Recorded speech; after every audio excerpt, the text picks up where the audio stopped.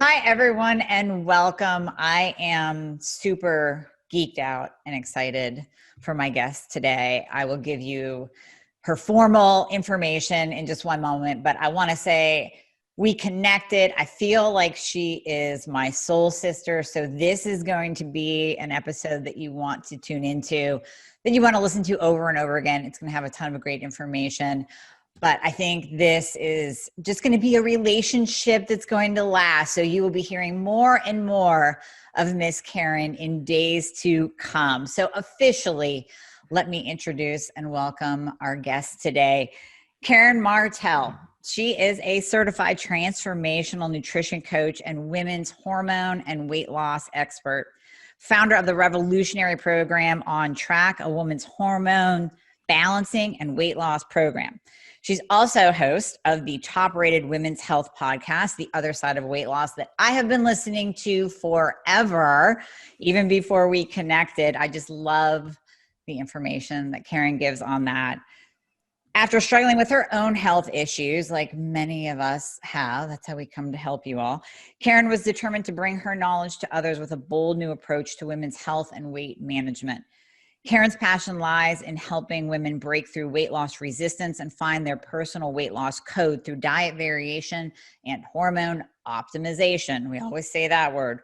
Karen is a health leader and researcher determined to revolutionize weight loss for the modern woman. So, Karen, thank you so much for taking the time to be on here. I'm excited to talk. Me too, Amy. This is great. And this is just the start, like you said. And Amy's going to be on my podcast soon too. So be sure to tune into that. That's going to be fun. Yeah. Definitely. So today I want to dive into a couple different topics that are just right in your wheelhouse. I really want to dive into hormonal weight loss resistance first, because I know you see a lot of this in your practice. I see a ton of it in my practice. So let's just start there and let this flow. So kind of deep dive into that and tell me what you see and what you do for these women that are just, they can't lose weight no matter what. Yeah, it's a sad thing because I feel like there's not a lot of people that are talking about it, like practitioners and coaches that are realizing that this is a growing epidemic for women right now, which is women that are taking care of their body. They are eating right, they are exercising, they're maybe even doing like the whole self-care meditation, doing everything that they've been told to do, and yet they cannot lose weight, or they might, every time they hop on a new diet, they'll lose a few pounds and then they just stall out and they're going, what is wrong with my body? And they blame themselves. They'll come to me going, well, Karen, I do eat a square of chocolate every week. And I'm like, listen, your square of chocolate every week is not the cause of your weight loss resistance. Yeah. But this is what women think because there's no information about it out there. It's, I'm on, a ton of Facebook forums for, keto groups and fasting groups, because I like to just see what the masses are talking about. And every day, if I go in there, I will see some woman, never a man, some woman that comes online to say, I've been doing keto now for 6 months and it's, this has gotten better and this has gotten better, but I haven't lost any weight. Or a carnivore, someone just recently on a carnivore one. I've been following carnivore now since September, and I've been following it really, to a T. I feel better. I haven't lost any weight. And every time you'll get, 50 different people, and they all say the same thing in the comment section, which is, drop your carbs more. You're eating too much protein. You need to fast more. Go down to 1 meal a day. Go carnivore. Go keto. Restrict. More. And so these women are getting the absolute wrong advice that is destroying their system. Now, not to say that there's the odd person that maybe they are eating too much protein or they are eating too much calories. I've worked with women that had no clue that, their 1 cup of macadamia nuts was 1,000 calories that they're eating every day. Right. But in general, these women have hormonal weight loss resistance. And it happened to me. This is why I do what I do, because I think we're going on 13 years ago now, where after the birth of my first child, I lost all of my pregnancy weight. And then I suddenly was just gaining weight. And like after a year of breastfeeding, you know, back to my normal size. And then suddenly for no reason started to gain weight and all of these other issues. And I'm 33 at the time. And so all of a sudden I've got, you know, digestive problems. I've got skin rashes. I've got hormonal migraines like crazy, where I would have like 10 days of migraines. I was tired. I was so bloated. It looked like I was pregnant by the end of the day. And severe insomnia. I had severe PMS. And so what did I do? And I've always been a researcher, always been a health junkie. So I was like, okay, well, I'll then try this diet. So I went from diet to diet, exercise program to exercise program. And I really, truly was eating really well, maybe not for my body at that time, but I was eating, you know, whole grains, lower fat, like things that definitely I know now don't work with my body, but I wasn't eating processed foods. I wasn't eating cookies and cakes and hiding sugar or anything like that. Like I didn't have a food problem. So I was eating well. I was working out harder than I'd ever worked out before in my life, where I was going to boot camp. I had hired a personal trainer, and, you know, I'm around all these other women in these boot camps, and I'm going, why do I not look like that? Like I'm here every day working out the same, probably eating way better than any of these women. Right. And I'm just getting fatter and fatter and fatter. And nobody would have said to me at that time, it's your hormones. And I had to figure it out for myself. And lucky for me, I'm a researcher. So I dove into the research and decided there's something else wrong. Like I've tried every diet under the sun right now. I went from, you know, vegan, vegetarian, the Zone, the Atkins, juicing, fasting, you name it, I did it. Nothing worked. And I was like, something else is going on here. And I finally got a naturopath to test my hormones for me. And sure enough, they were a mess. And they, you know, my estrogen was way too high, progesterone too low, my cortisol was shot. It was terrible. And nobody would have told a 33-year-old woman, it's your hormones. My doctor put me on an antidepressant. She put me on a sleeping medication, like got all of, you know, I was on every supplement under the sun, but it was my hormones. So it took time. Like it definitely wasn't an overnight thing. It's something that I had to really work at. There was emotional stuff tied into it, which was part of the cortisol stuff, and lifestyle had to change. I stopped the boot camp, started going to yoga, started on some progesterone cream at that time and some adaptogens. And it took, you know, a year or so before the weight started to come off. I had to find the right diet for me at that time, which was paleo. That got rid of a lot of the symptoms. And slowly my body started to lose weight. And I just thought afterwards, I'm like, there's more women out there, and they all are everyone thinks that they're really these, you know, closet eaters that aren't telling the truth, that they really aren't working out. And the truth of it is majority of them are doing really well. And as far as that goes, and it's their hormones that are causing the weight loss resistance. Yeah, absolutely. And I think that's why I jive with you so well too, is because that I have such a similar story. So I completely feel your pain when you know you're trying everything, and nothing is working. And then you have to research, you have to look, you have to be your own advocate. So that's really what brought you to the place of helping other women as well, because you went through it, you know, the frustration firsthand. Yeah, absolutely. And then my thyroid went, you know, that took years to uncover. Like yourself, I've got a reverse T3 problem. Nobody told me that. Nobody even understood reverse T3. I had to figure it out for myself. And I was lucky that one of my closest friends was a thyroid expert that also had a reverse T3 problem, Al Russ. And thank goodness for that, or else I would never have known that you can't even test for reverse T3 in Canada. That's how sad it is. So nobody would have, I got it tested, but my naturopath didn't know what to do with it. And he's just, oh, this is fine. This is in normal range. Well, it wasn't, it was too high. But which I'm sure your listeners understand that now because thanks to Yeah. you. But yeah, all of these things, and nobody's saying like, oh, hey, it could be your hormones. We all think that that stuff is going to happen to us when we're in our 50s. And then we do see it then too. The perimenopause is another thing. And I work with a lot of women in perimenopause who gain a ton of weight because their hormones are shifting, and they are told to suck it up by their doctors in nicer words. Sometimes I've actually had recently some doctors that were really not nice to their patients and said, basically, what good is hormone testing going to do? You need to just get through this. Here's your antidepressant. Right. And the work out Band-Aid. harder. Mm-hmm.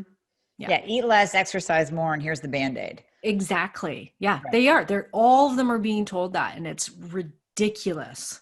It's so frustrating. And then you become frustrated for them because you know what it feels like, but you're like, Yeah. oh, why are you talking to your patients that way? That's wrong. Yeah. Ignorant, and they don't understand it. Doctors are not taught hormones, not the way we know hormones, you and I, Amy. They are not taught that. They're not taught about bioidentical hormone therapy. They have to actually go back to school and take like extracurricular schooling, basically, in order to learn that. And most of them, well, they don't care. I mean, they're a family physician. They're not going to care about something like that. They're going to pay the money to learn about it. So it's up to us as practitioners to share the knowledge, and for our listeners to say, oh yeah, I'm going to take my health into my own hands, because that is what you have to do. So a woman comes to you, and where do you start in terms of guiding her to get everything checked? Like, what do you like to see? What do you like to use in terms of testing? Where do you start with people?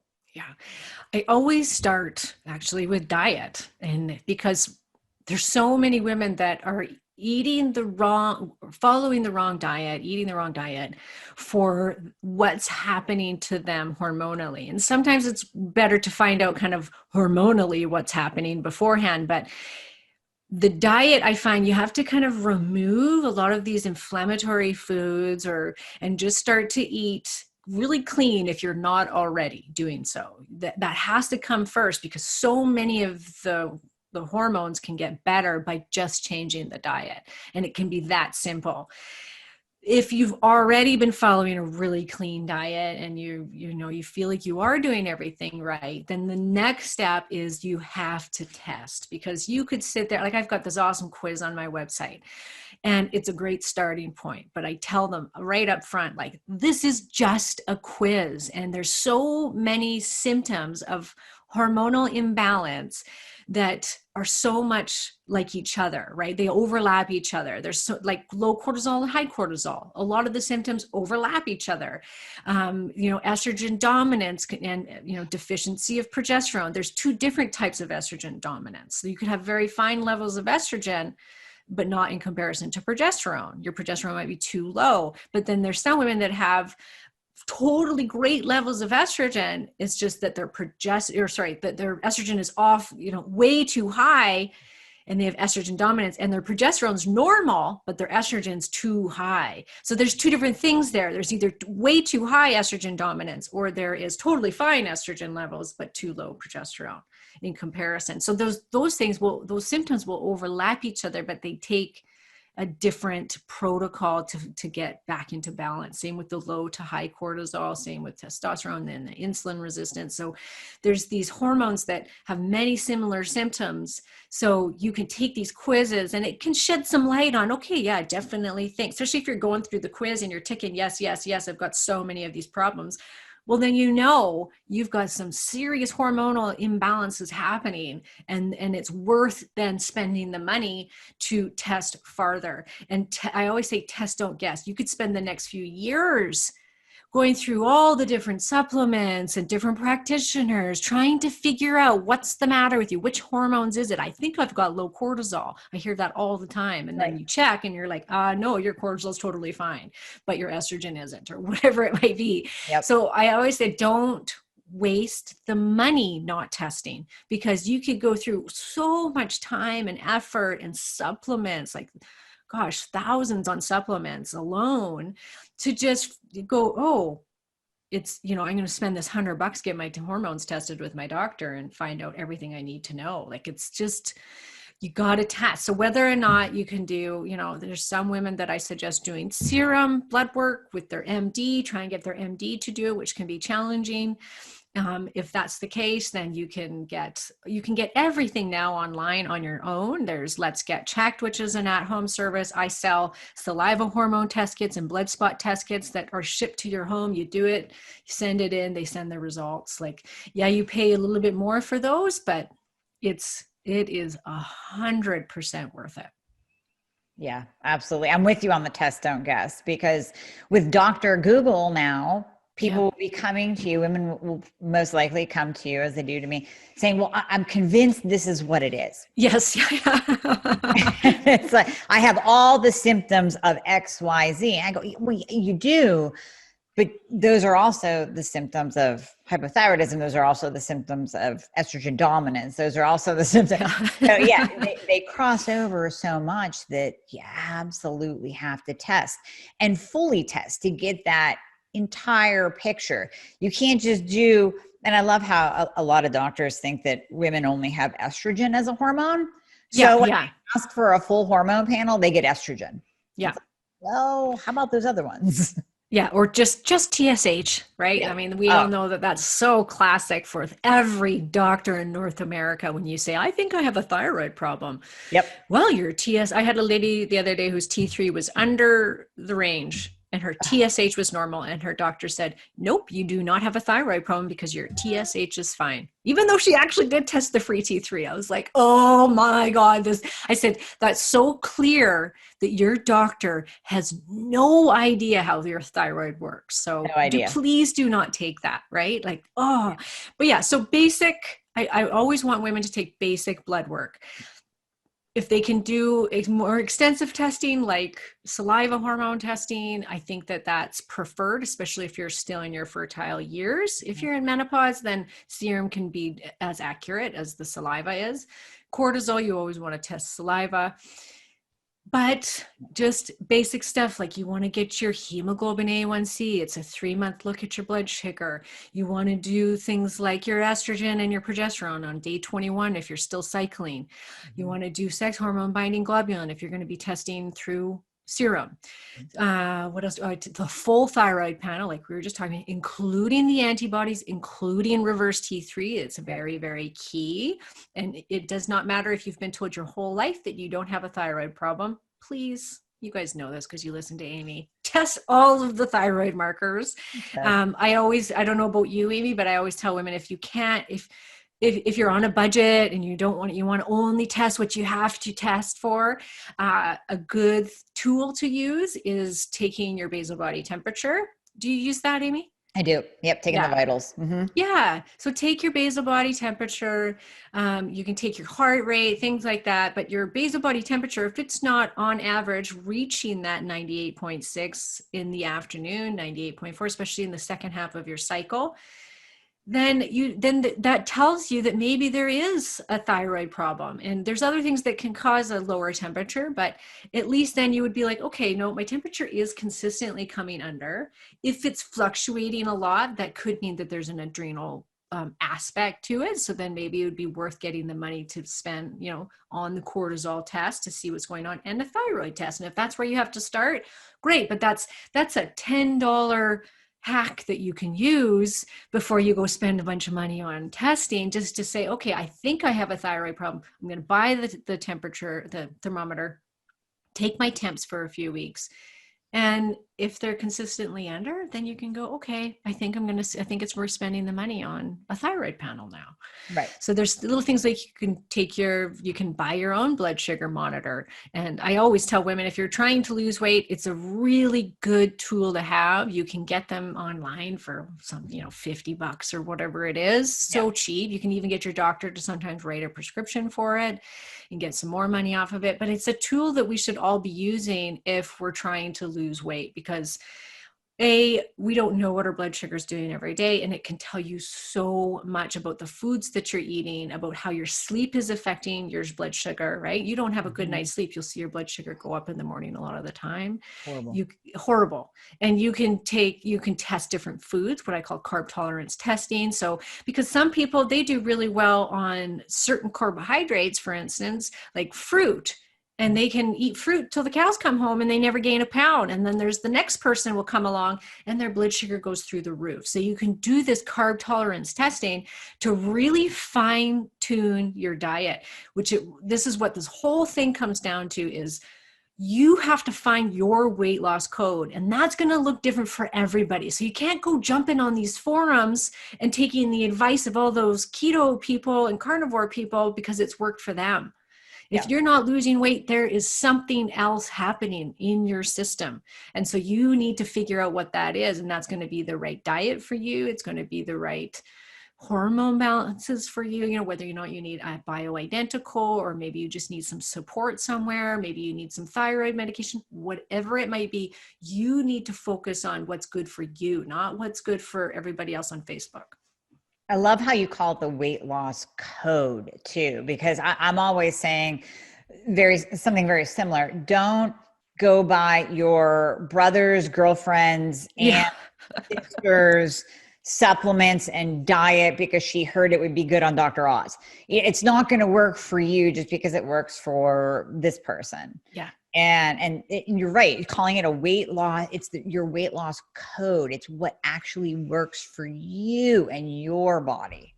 Yeah. And we have to go in with patience with ourselves with it, because we're so used to a lifetime of going on to the next best thing, because to us, it's a quick fix. It's like, well, I just go keto. I just start fasting and boom, all my weight should just come right off. Yeah. Well, great if it does, but if it doesn't, then you need to take a step back and go, okay, I need to have some patience with myself and realize this is a journey. It's not going to happen overnight.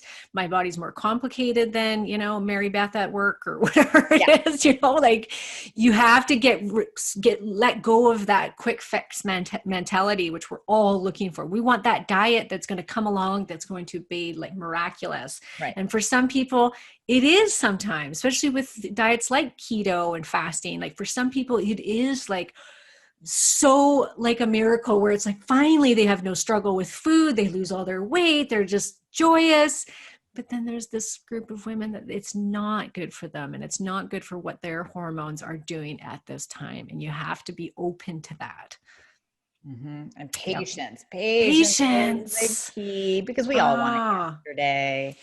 We do. Yeah. And you can't think for yourself. I can't think for myself. There's sometimes I'll get lab work back and I'm like, no, I don't even want to process this myself. Here, somebody else look at it. Tell me what you think. You can't think for yourself. And that's where you need a guide. You need a coach. You need somebody to say, stop doing a different diet every other week. Yes. And let's figure out what is going to work for you. Yeah, because a lot of women, they'll even listen to my podcast and be like, oh, I love your podcast, but I'm really overwhelmed. And it's like, well, yeah, because I'm not giving you this one sentence answer to all your problems, which most practitioners that are following one set of diet rules is going to tell you. And so I'm going to give you a whole bunch of different options, and you're going to have to try to figure it out for yourself, or you get a health coach to help you. Mm-hmm. And that's where working with people, you can, hey, maybe you do try something that you believe is going to be absolutely right for Susie Q. And then when you're working with her, you go, you know what, we need to adjust some things. And that's where it really helps to have a practitioner like yourself guiding and helping. So, yeah. I had a girl yesterday who joined my group, and she writes down this long post about what she's been going through. And she said, I started keto last year and I've just been gaining weight. And I was like, and she said, is that possible to gain? Like, is this because of the keto diet? I've been told I'm eating too much protein. So I got on there and I told her, like, you know what, you can absolutely gain weight on keto. I said, there could be a genetic factor. It could be a hormonal thing that's making you gain weight, but absolutely you can gain weight on keto. I hear it all the time. And so the day goes on, and later in the day I go back and I check, and she says, so if I'm going to be doing keto, she says, should I just do XYZ to the meal plan? And I'm like, why are you doing keto when you just told me you've been gaining weight? Why are you still holding on to it? Right. Like this is the answer. Because guess what? For you, it's not at Right. this time. But it's so interesting how we get this tunnel vision and we get stuck because we see other people being successful on those diets. Oh, that's the biggest thing too, is if they see people, especially celebrities before and after, or even just run of the mill people, average Joes posting their before and after of what worked for them. I mean, that's what marketing is, right? You look at it and go, I want that to be me. It's like when I look at the Victoria's Secret catalog and think, if I buy that bathing suit, it's going to look like that on me. No, it's not. That's why they hire 5'6" models and I'm 5'2". It's not going to work. Exactly. Yeah, it just amazes me how often I hear that. I had a girl too recently that came who hadn't had her period for 2 years since going carnivore, and then now wants to try and get pregnant. And she's still doing carnivore. And I'm like, but why are you doing it when you have no period? Like that's telling that's telling you that your body's in a survival state. It's in such a survival state, it's shutting down your fertility. Mm-hmm. But yet she still kept doing it. It was just like mind blowing, truly. Yeah.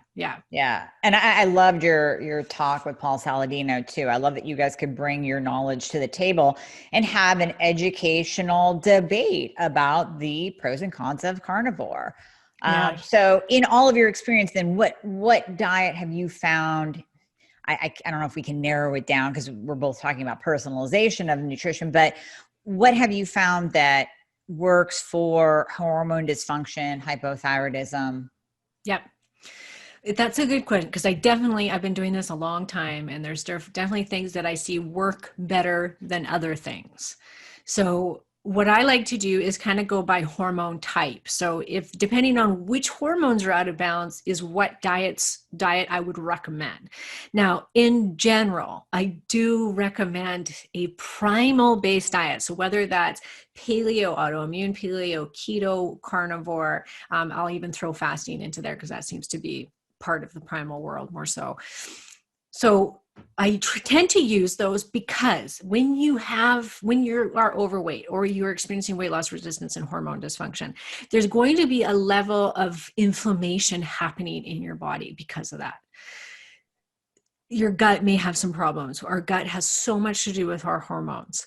So eating a nutrient-rich diet that's high in good fats, because we make our hormones from good cholesterol, and we get that good cholesterol from good fat. So we want the good fat in there. We want anti-inflammatory, which means for a period of time at least, no grains, no beans, because they do tend to be more inflammatory. They do tend to hold more of a sugar punch. They're carbohydrates. So your sugar, the amount of sugar that you're going into your system is going to go up. And that doesn't matter if you're quinoa, brown rice, like those things can be great for some people.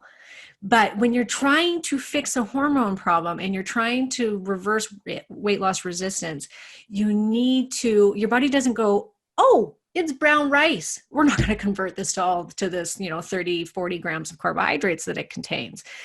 It's just sugar to your body, no matter what, it gets converted. So your body doesn't say that it's whole grain, brown rice, it's okay for me. Not when you're in that inflamed state. And your body's telling you that you can't handle those foods right now. That doesn't mean that one day you may be able to have those sometimes. Now I can have rice once in a blue moon. I can't always have it, but there's things that I can now incorporate because my gut has healed. I'm very low inflammatory most of the time. So now I can afford to do that at times. So to begin with, I usually do recommend one of the primal based diets, depending on what their hormones tell me. So if a woman comes in and she's got insulin resistance, type 2 diabetes, estrogen dominance, maybe some PCOS, polycystic ovarian syndrome, high testosterone, which goes along with high blood sugar, that hormonal type, they probably do need to do some fasting, some keto, maybe even carnivore. Carnivore can reverse insulin resistance faster than any diet I've ever seen. Like, I've seen people that have followed keto for a year and still had type 2 diabetes or insulin resistance. They do carnivore, and literally in 1 week, their blood sugar goes to normal. 1 week.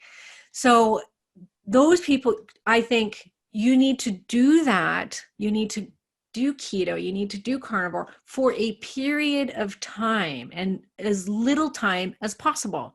So maybe that might be 1 month, it might be 3 months. We watch that blood sugar, we wait for it to start correcting itself. But as soon as possible, I start to put some good healthy carbs back in. So that might be in the form of sweet potato, maybe some fruit, maybe some starchy vegetables, things like that. But then I start to cycle in and out of the carbs. So carb cycling, and I'm sure everyone's heard of that before. And that's so that their metabolism doesn't start to go down, because inevitably it does with keto, with 1 meal a day. OMAD is, it's very, very popular right now. And when you're eating 1 meal a day, that's, you're lucky if you're going to get 700 calories. And so people say, well, I'm just not hungry. This is so great. I've lost this amount of weight. And I think, yeah, but what are you doing to your metabolism with eating 700 calories a day? And Amy, what's it doing to our thyroid? Tanking it. Yeah, absolutely. Tanking. Yep. Yeah, absolutely tanking it. So sooner the better. You got to start to signal to the system that there's food around, that there's carbohydrates around, that there's no need to lower that metabolism and to lower thyroid function. Mm-hmm. Then if the next person comes along and they've got hypothyroidism, it hasn't been treated properly, like most when we meet, right? Yep. They are either not treated at all, or they're undertreated with their medication, or they're on the wrong kind of medication, like a T4 only medication. Yep. So these women come in, they're super tired. There's always an adrenal problem, always, that coexists with a hypothyroidism.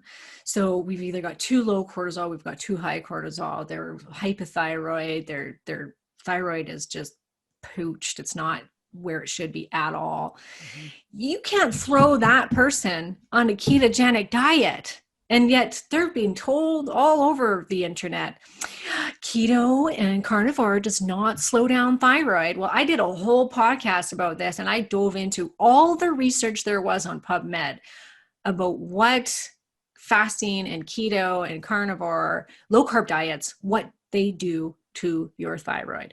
And it can happen, the research shows, within 2 weeks, your thyroid can go down when you are following a low carb diet. And a low calorie diet too. So now is not the time for that person to start losing weight. Actually, now is the time to nourish their body, take out the inflammatory foods. So if they've got Hashimoto's, they would do an autoimmune paleo for a couple months. Bring down that inflammation as fast as possible. Mm-hmm. Go paleo if they can't do autoimmune, but just remove those inflammatory foods. When your body's in that state of being so hypothyroid and adrenal issues, we know there's a leaky gut involved in that. And so you need to give your system a break. And that means not just taking out gluten, because a lot of people are like, well, I took out gluten, I don't feel any better, because they're told to go gluten-free with a thyroid problem. But if your gut is leaking enough, then your body can take in things like gluten-free anything, rice, quinoa, whatever it is, and your body still sees it as gluten and will still attack your thyroid. It's called genetic mimicry. So you just need to get rid of those foods, give your system a break. It doesn't mean that you can't have some brown rice one day, right. But just let the inflammation come down, start feeding your system the right nutrients, start working on the adrenal system, work on getting the thyroid optimized, either on medication or getting rid of the hypothyroidism, because there's so many types of hypothyroidism, as Amy has told you. So you want to, build up some groundwork. And then when you have those things all in place and you feel good and your thyroid's optimized, you're eating a healthy diet, you're not calorie restricting, you're not over exercising, you're just simply focusing on nourishing. And you would be so surprised to see how many women, it would just naturally, the weight starts to come off without even trying. If it doesn't, then once they're optimized and we know that their thyroid is where it should be and their gut's where it should be and they're feeling so much better, then they can put the efforts into losing weight. So that might be exercising some more. That might be doing a little bit of calories restriction, what I call calorie cycling. So you can kind of go in and out of calorie, you do 2 weeks of trying to lose some weight by calorically restricting. And then you come back out of it to make sure that you don't harm your thyroid, feed the system some normal calories, and then you can go back into it. And you can do this kind of in and out so that you don't harm the system. Right. So you can see that's two very different protocols depending on where that person's hormones are. And that same with like low cortisol. If you have any sort of adrenal issues, you don't want to be doing 1 meal a day or fasting because it is a stressor. Even all the fasting experts in the world, the Jason Fungs of the world, all of them will tell you, yes, it is a stressor to the system. So you have to be careful. Your adrenaline goes up, your cortisol goes up.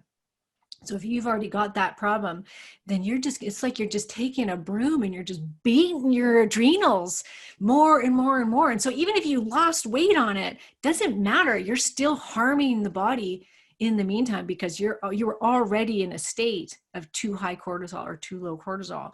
And by going on those diets is going to make it worse. So for somebody like that, they would just, maybe a paleo-based diet. So they're still removing inflammation. They're keeping blood sugar stable. They're nourishing. They're not trying to lose weight. They're just trying to heal the adrenal system right now. And then once things go, get better, then they can put the efforts into losing weight. Exactly. And I always tell people your metabolism is like a wet pile of leaves, which is maybe a bad analogy, but I always think of it as, when it's fall and you get the leaves on the ground, they're soaking wet, you're not going to be able to burn the leaves. You have to let them dry out. Then you have to get some kindling. Then you have to light the fire. And people who come to you and their metabolisms are shot, be it thyroid, be it hormone, be it too much fasting, starving, thinking that they have to eat less and exercise more. Now they've tanked their metabolism doing the HCG diet with 500 calories a day. Yeah. And right now their metabolism is nothing. So oftentimes I say, your metabolism is like a wet pile of leaves. We have to get that going again. So if you don't lose weight that first month, even that second month, that's okay. Because if you don't gain like you were all the months prior, then that's a win. So, I mean, you said it best, again, going back to the patience, having patience, personalizing this for people, even the testing of the blood sugar, like you said, but test the blood sugar then to see if maybe in 2 months your body can handle a piece of fruit or that brown rice. Maybe it will, maybe it won't, but we can test that and see. Yeah, exactly. And for some people that are really, have really trashed their system, I hate to say it like that, but unfortunately this is, and you guys, don't get me wrong, I've trashed my own system. Yeah. Don't worry. I've tried. I went through all of these things. I had to learn from experience. So I don't judge anybody. This is unfortunately what we're being bombarded with in social media, which is, go on these quick fix diets and everything's going to be okay. And we just, eat less, work out more. It's still out there. It's hammered into our brain. It doesn't matter how much we tell you that calories, it's not that simple as calorie in, calorie out. It still doesn't matter. Women are still obsessed about it and still want to know what their macros are, how much calories they're taking in, thinking that is going to suddenly start working. They've been doing it for years, can't lose weight. And yet I tell them to stop doing it and they lose it. They think, well, how am I possibly ever going to lose weight? And it's like, put the weight loss aside for a little while and just simply nourish your body. Because for some women that are that bad, that have trashed their system, it can take, for adrenals, just for an example, it can take a year, for some people 2 years to recover from adrenal insufficiency. Sometimes you have to detect whether or not there's an infection, and that can take some time to get rid of. Like someone might have Lyme disease, mold toxicity, heavy metals. So you have to remove all of these things before you put the efforts into losing weight, or else it just won't work. Right.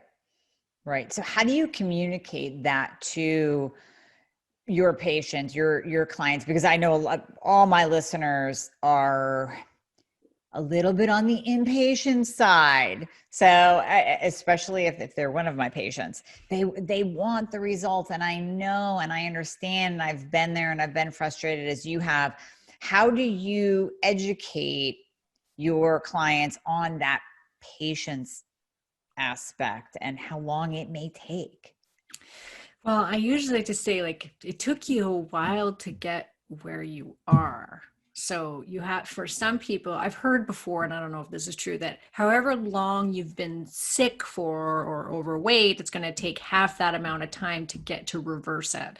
Where they come up with that, I don't know. But all I know is that it can take some time for some people. Now, I've also heard that the hormones have a 3-month cycle. And so I've heard that, so I do tell women, give whatever I'm telling you, just give it 3 months. Don't try to lose weight. Just do what I've told you to do and be patient with yourself. Just give it 3 months.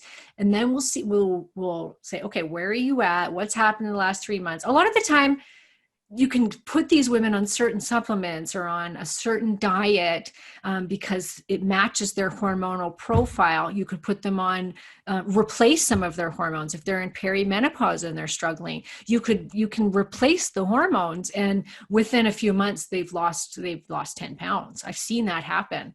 So there can be these quick fixes that can happen. And it's usually not because it's not because you've been starving yourself or working out more. It's because you've either replaced those hormones or you've supported the hormonal system, and then it now balances itself out. And then the body just lets go. And it's a beautiful thing when that happens. And it does happen.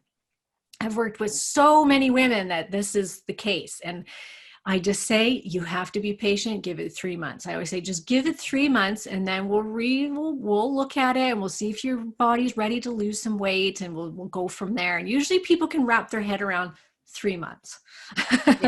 Yeah. Right? That's not that long. That's not that long time. Yeah. Yeah. Right.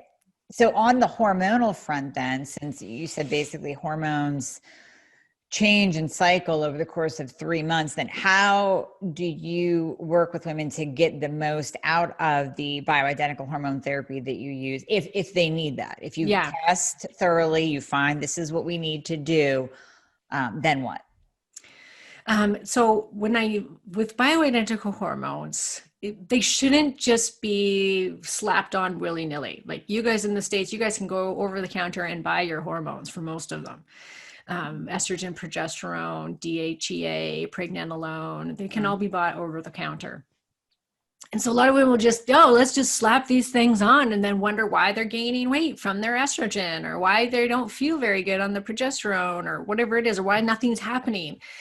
Because your body still has to be prepared to take on those bioidentical hormones, which means if you have a gut problem, you've got leaky gut, you've got maybe an autoimmune condition, you've got a thyroid problem, whatever it is, but if there's any gut issue whatsoever in there, whether it's, you could have a parasite infection, H. pylori, just simply bad digestive system, IBS, the list goes on.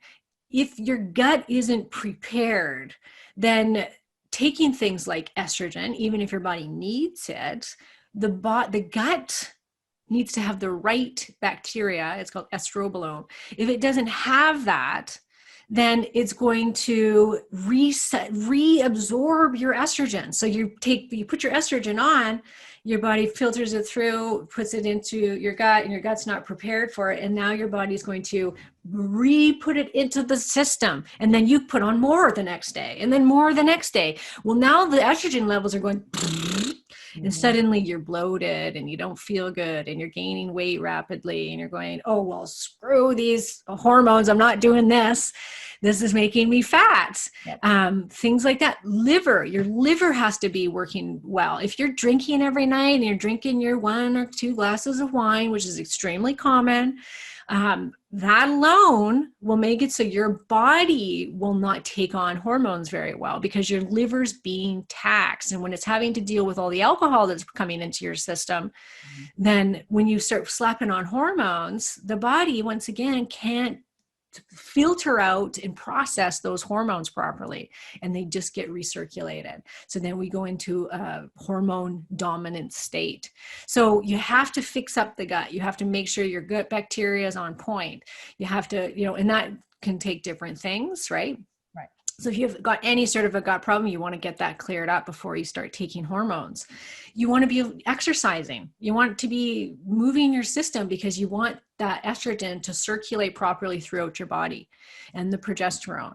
And so things like that, you want to make sure that you're not too stressed out, because stress is going to steal your progesterone and your body then can't utilize the progesterone the way it should.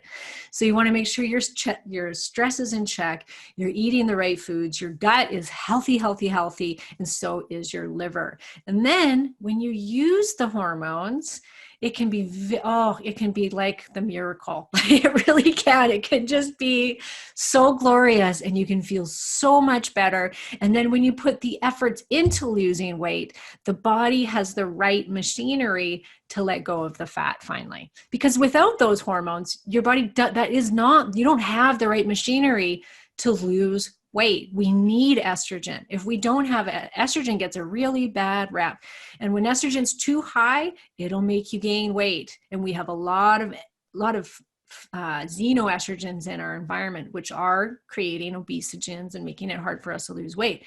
But as you go through perimenopause and menopause, the estrogen starts to drop, and it is just as detrimental as too much estrogen, as well as the low estrogen. So low estrogen can create insulin resistance. It can create leptin resistance. It can create your high cholesterol. It even has a factor in non-alcoholic fatty liver disease.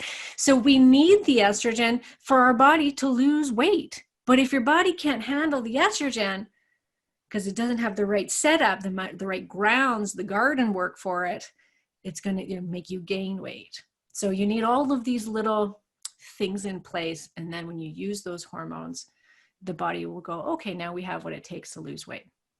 It all comes together and just comes makes together. Everything works so beautifully. Yeah. Yeah. Last thing I really want you to speak on before I let you go is DIM. So many women, just like you said, are scared of estrogen. They might self-diagnose them. I must have estrogen resistant or estrogen dominance because I read about it. So they start throwing down some DIM and indole 3-carbinol. Can you speak on that a bit? Yeah, it's interesting because I have a blog post on my website called, I'm going to forget the name, something like how to detox estrogen or how to get rid of estrogen dominance. It's the most visited post on my entire website.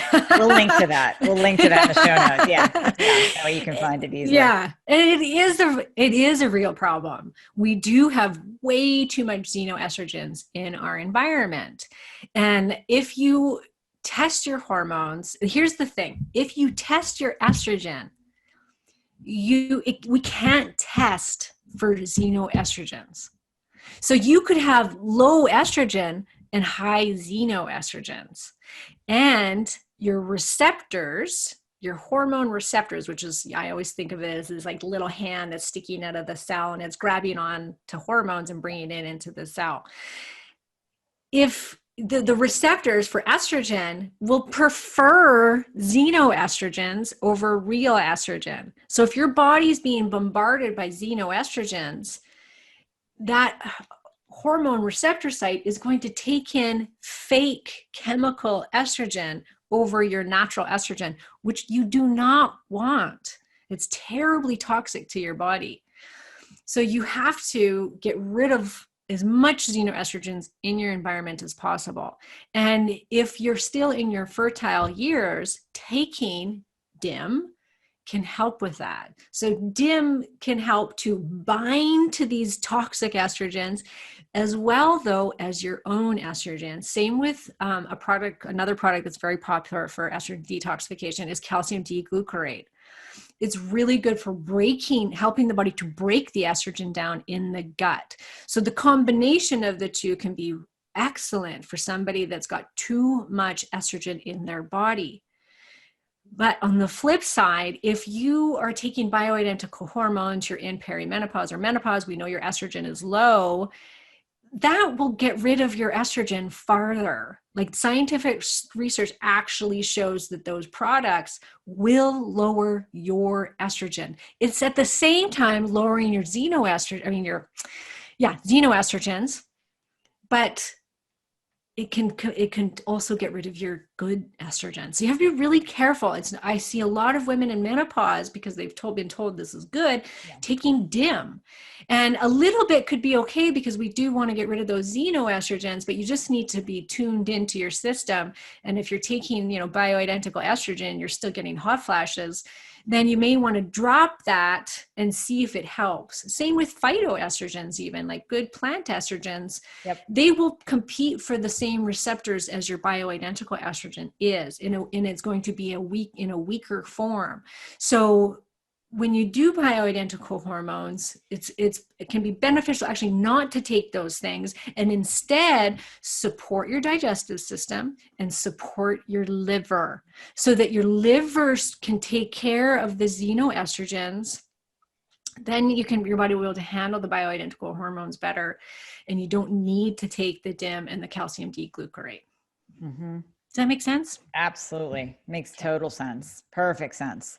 And that's exactly what I wanted you to talk on, because so many people are taking the DIM and the indole, and it goes back to what you said in the very, very, very beginning.